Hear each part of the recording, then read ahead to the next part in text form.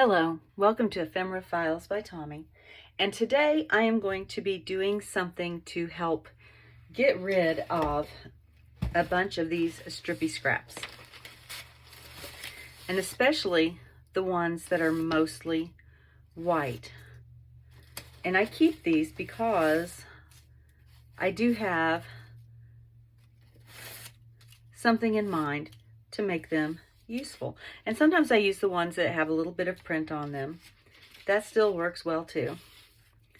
And different kinds of papers. This is a strip of mulberry paper, and you can use pretty much anything. And we're just going to make some interesting papers out of these white papers that are not so interesting. And I'm going to use my Zig two-way glue pen. And the way this works is you can put it on wet. If I was to glue on one of these and then put it on this paper while it's still wet, it would bond to this paper. But if I put it on there, let it sit aside, it becomes a temporary gluing, a temporary adhering. So I'm going to go ahead and start gluing these and setting them aside, because I just want the glue to hold them in place while I'm doing other work on them. And so they don't have to be saturated with the glue, because it is just going to be temporary, but I do want enough on there to hold it down while I'm working.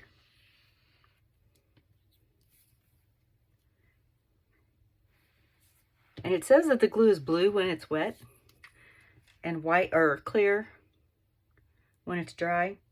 I don't see the blue, but it may just be my lighting in here as well.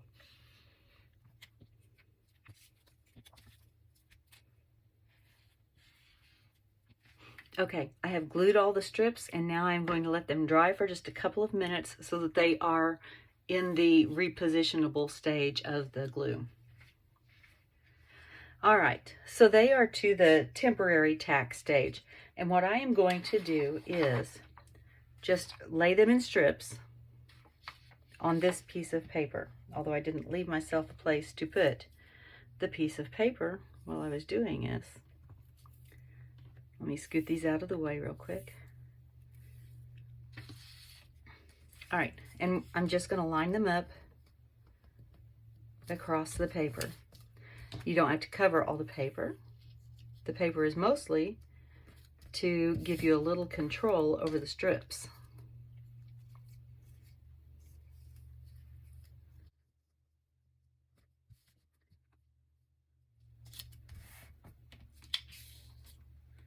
Okay, so the mulberry paper, it didn't work.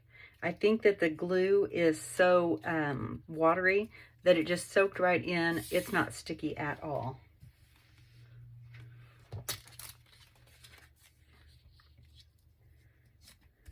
All right, and we're going to see what happens with this one, because I put the glue on the wrong side and it had words on the other side, and I don't want that.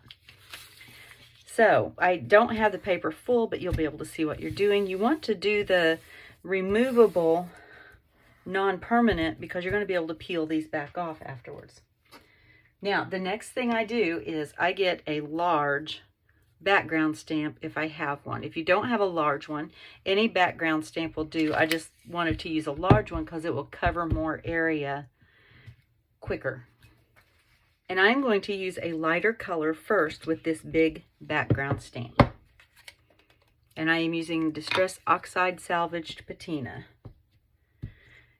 And I am just going to go through and I'm going to stamp over all of these papers that I have adhered to the background paper. And I'm going to do that until they are all stamped. Stamp off the edge just a little bit, even to make sure that I get everything. And you don't have to worry about them matching up. You can match them up if you want. I don't know that I am able to match this one up, but that's okay.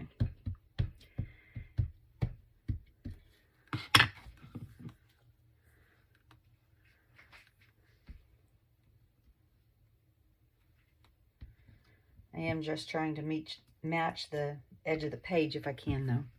And this is a Stampin' Up! 2005 Stampin' Up!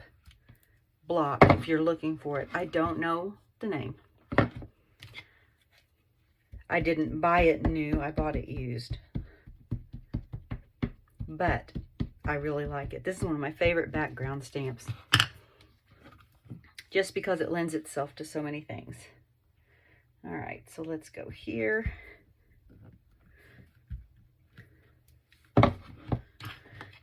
And you can see it doesn't matter the two strips that have a design printed on them where I cut the edges off of a coloring book.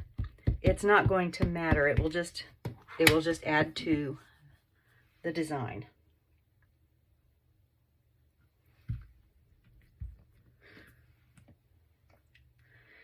I'm going to go over here just a little bit. And I'll stamp one there. Okay. So the next thing we're going to do is we're going to get some smaller stamps, because some of these strips are really small, and having an overall design is great, but you might want something to look at as well. So I pulled out some stamps. I'm not so sure about this butterfly. It might work well on these bigger pieces. I got a couple of smaller butterflies though, and that way there's enough of the butterfly on each strip that you can tell it's a butterfly. And I'm going to use these Distress Oxides. I'm going to use Crushed Olive, Crackling Campfire, and Seedless Preserves. I may pull out another color depending on how this is looking. So first I am going to stamp this. It looks like a hollyhock to me, and there's no brand on it, so I can't tell you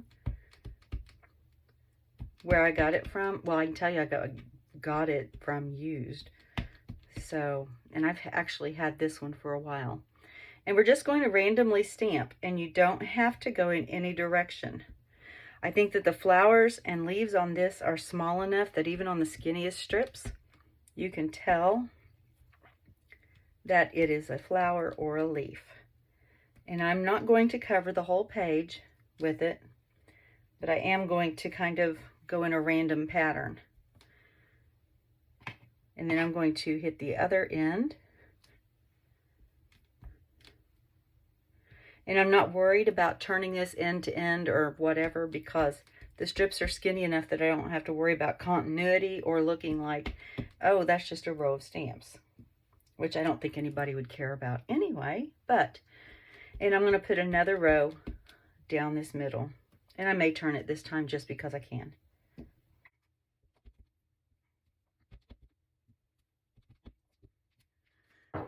All right, so next, like I said, I'm not so sure about this butterfly, but I think it might work on the bigger strips. So I'm just going to go down to the bigger strips there. And there's a bigger strip on this end as well.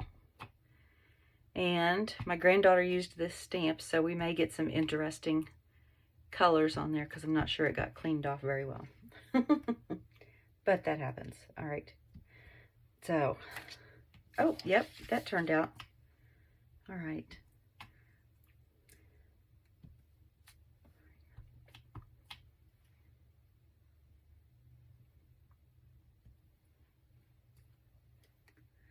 And because these are Distress Oxides, the color is actually going to sit on top of the color below it.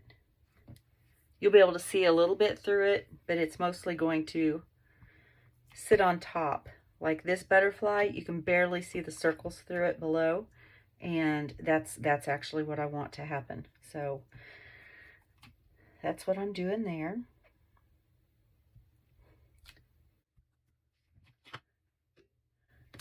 On the wider strips, I'm just trying to make sure I have enough on there to look like a butterfly.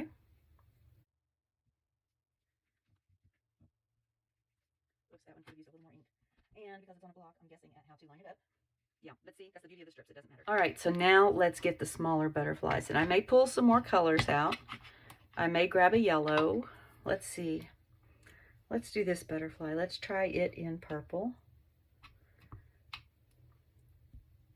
And we're just going to randomly stamp.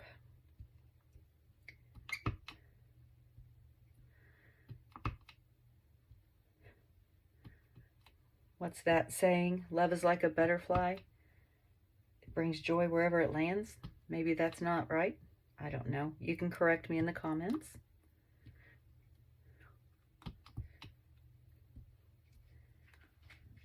All right, I like that one. Let's do one more over here. And then I'm going to grab another color or two for these other butterflies.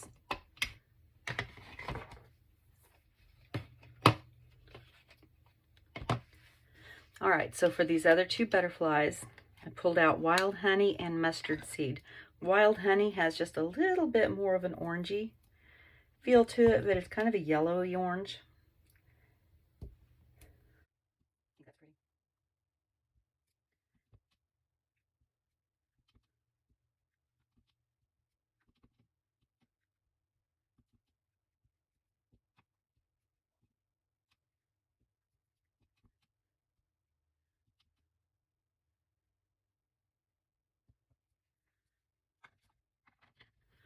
All right, and this last butterfly, I'm going to use my mustard yellow, and I don't know, the ink pad looks really strange. I don't know why it's doing this.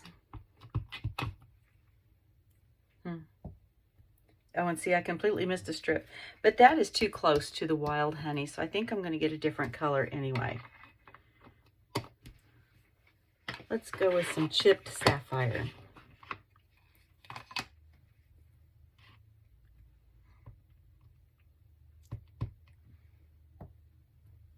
Yep, I think that'll work.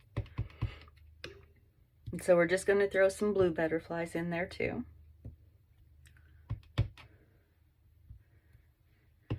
And it really doesn't matter on the overall look because you're not keeping this as a piece of paper. So just stamp your flowers or your butterflies or your bulldogs or whatever it is that you're wanting to fill up the page. I do believe that the smaller butterflies work better, or the smaller stamps, I should say, because you get enough of an image on each piece of paper that you can tell what it's supposed to be.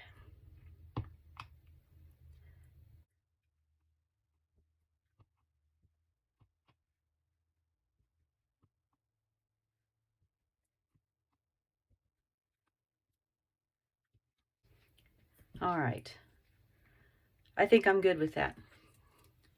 So our next step is number one. I'm going to pick up this paper and clean up where I stamped on my pad.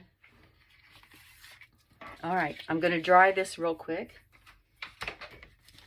The oxides take a little longer to dry because they sit on top. All right, so now we're just going to pull off our strips. And these, I think, can be used just like you would use washi tape.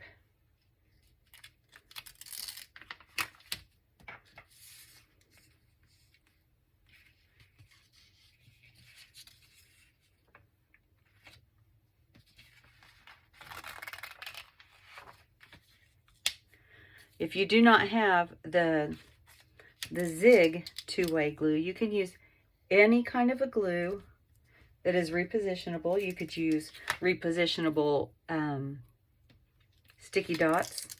I have a lot of those, and I use those frequently as well. Anything that's removable, because you don't want to, well, I guess you could just cut it apart, but this is using things that you already have cut apart instead of making more things to be cut apart.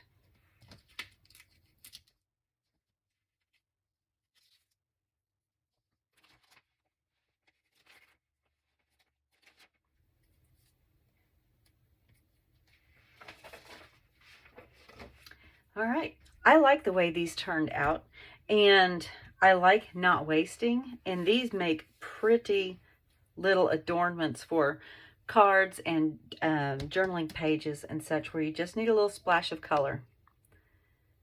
Why don't you give it a try yourself? Thank you for joining me today. And as always, be kind. Bye.